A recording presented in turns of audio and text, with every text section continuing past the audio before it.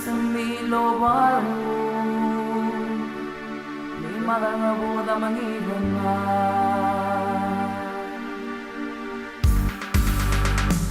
kawal agang kawal araw ko na magalmang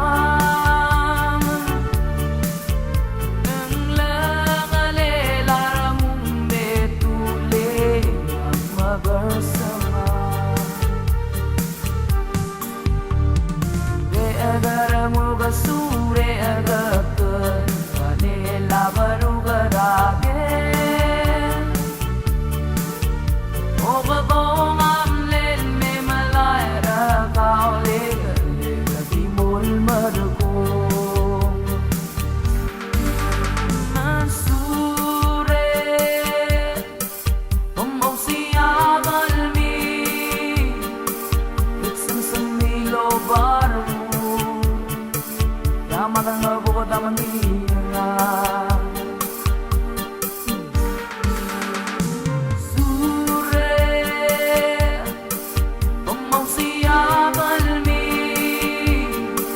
iksama sa milo barog matang buko tamang ina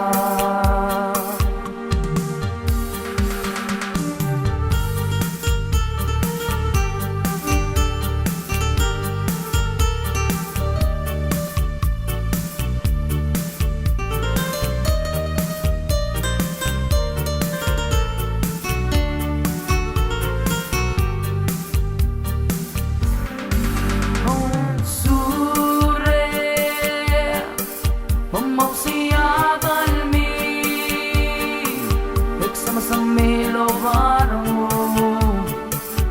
matang buko tamang ina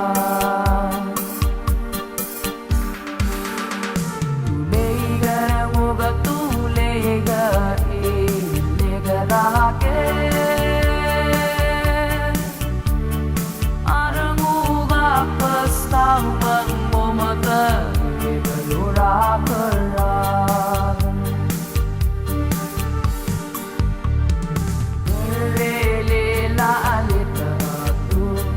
para mula tule imasuma darang ule utirel ngilo asure alamida asure pemaw siya balmi iksama sa milo baru lima tanga buda mangina Masure pemaw siya galmi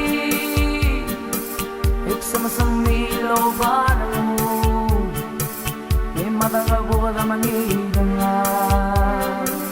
iksama sa milo baru lima tanga buda mangina